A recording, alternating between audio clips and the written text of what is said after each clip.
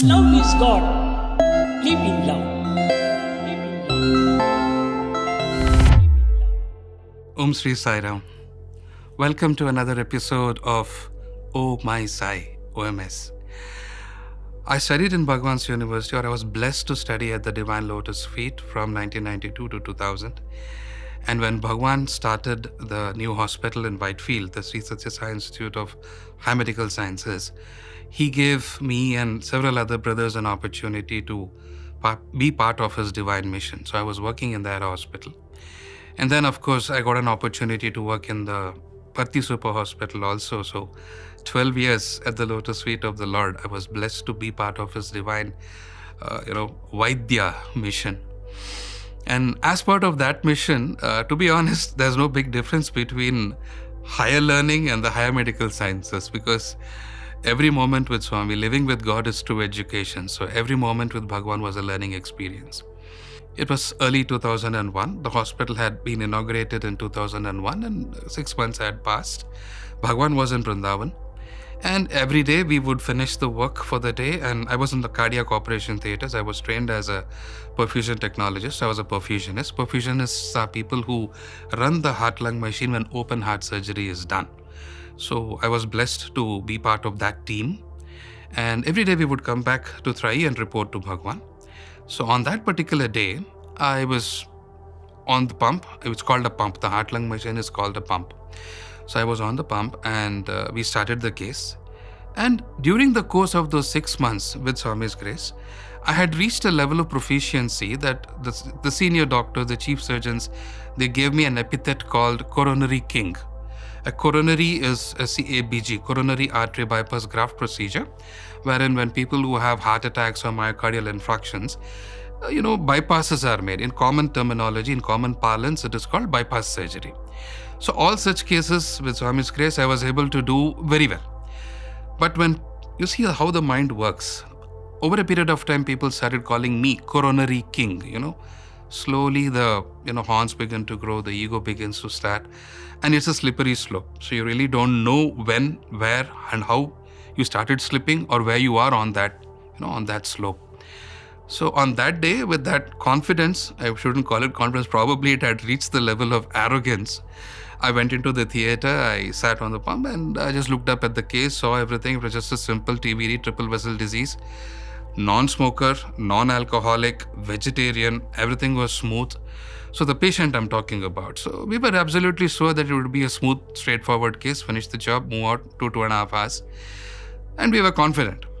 And then the case started. The moment we went on bypass, that is why the perfusionist takes over, right? Till then the body was running. Now when the cardiopulmonary bypass starts, it's the perfusionist's responsibility to maintain all the parameters of the patient. Every single thing that could go wrong in the book was going wrong.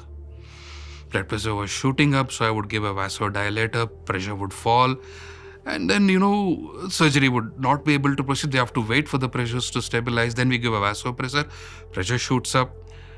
Urine, patient is not urinating, so we dilute him a little bit, we give a Lasix, then the patient starts pouring urine. Then you have to give, lots of ionotropes. Patient's blood gets diluted, HB falls, PCO2 falling, PCO2 going up, PO2 fall. Every single parameter was going haywire.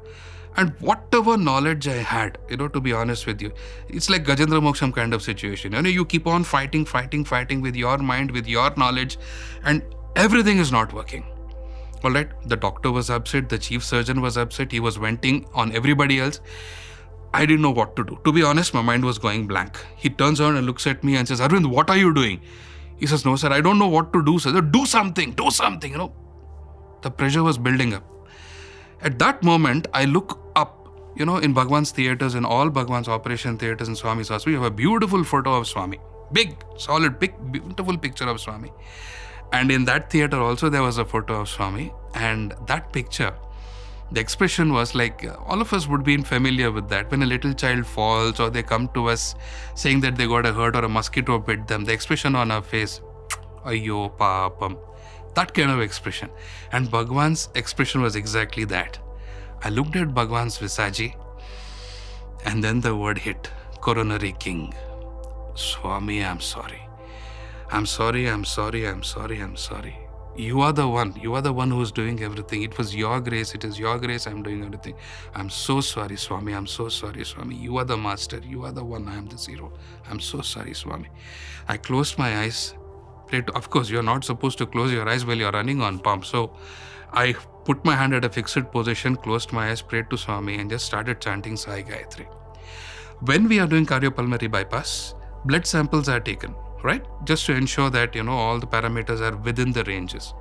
So just before I started this prayer, just before this realization struck, the anesthetist had taken a blood sample and all the parameters were haywire. Everything was totally off the charts.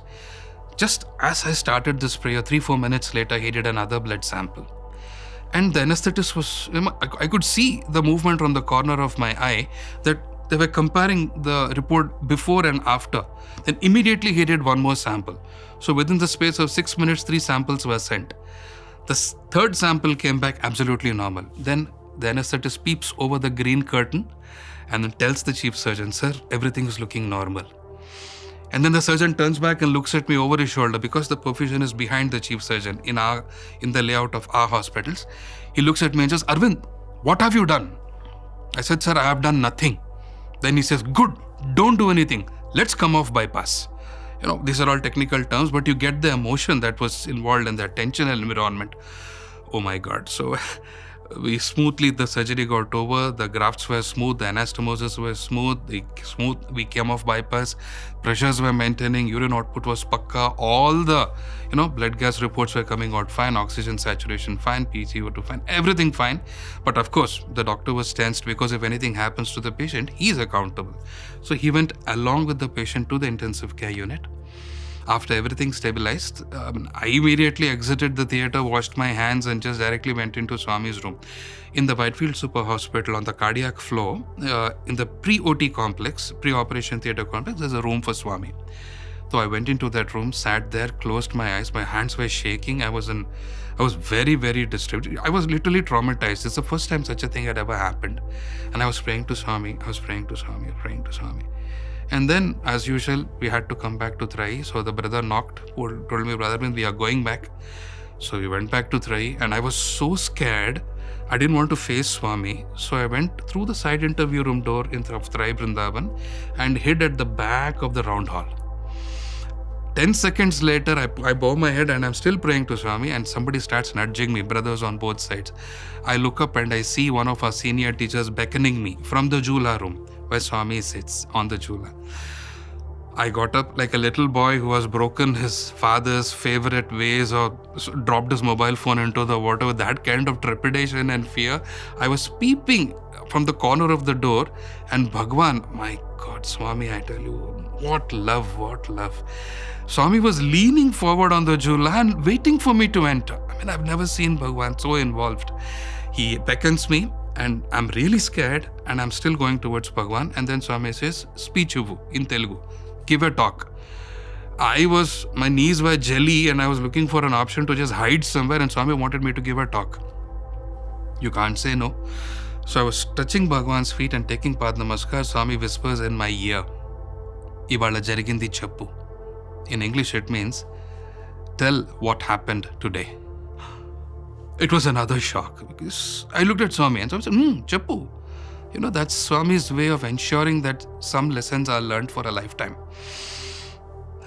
I stood on near the microphone and I started narrating. I narrated the entire episode, the epithet of coronary king going into my head, my ego and my arrogance beginning to take priority, despite a false sense of Swami's grace.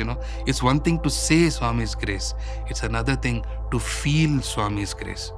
I was at that edge. Swami pulled me back.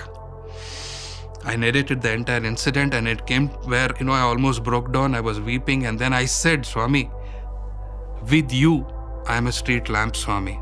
Without you, I am a street dog, Swami. You are one. I am zero, Swami. I am really sorry, Swami. I should not have allowed my mind to take over." I was weeping. Immediately, till then, Swami was the father, the correcting, chastising father. At that moment, the mother came. Swami turned, he pulled me, he said, Come. Not street dog, street lamp. He blessed me. Good boy. Then Manka Chappu. So what else can one speak after that? When you receive an assurance from Swami. I said, thank you, Swami, for teaching me this lesson. I am zero. You are the one. That was my oh my sai moment. To what extent Swami goes to ensure that we stay on the path. It's his promise, right? The moment I hold your hand, I will never let go. You may think you can stray, but no, I will pull you back. So this is the lesson that, one of the many lessons, but this stays with me for a lifetime. We are never the doer. He is always the doer. Swami is one. We are zero. Together, probably there is a value, but without him, there is no value. Thank you for this opportunity, but everybody needs to understand that Swami is using us as his instruments. And the moment we let go, he takes over. Thank you so much once again for this opportunity. Sai Ram.